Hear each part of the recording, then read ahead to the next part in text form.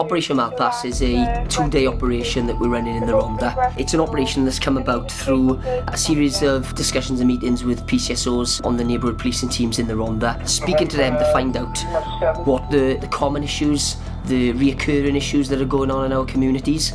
And I think that really was the birth of putting this multi-agency, multi-operation together, and I think it's been quite ambitious in the goals that it seeks to achieve.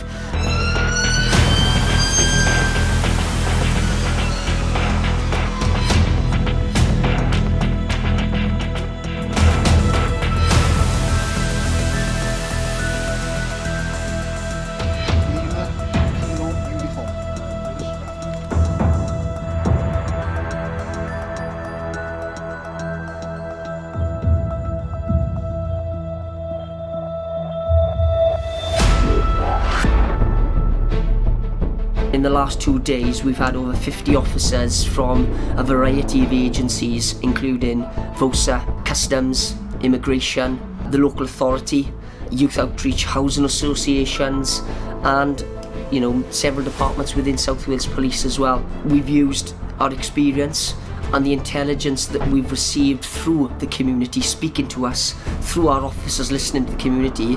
We've been able to put on this operation that targets many areas.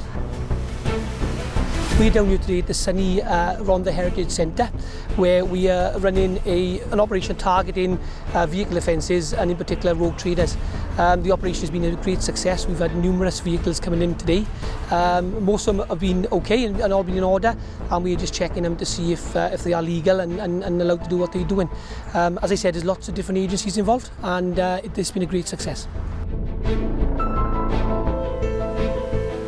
The public appreciate and understand that we have many successes with the high level and the serious crime that goes on in our communities. But I think an operation like this, it's important for us to remind them that we do listen to them about the concerns about parking around schools, the safety to our children around schools, the issues and the dangers and concerns that are caused by dog fouling and dog mess in our communities, truancy and issues like that.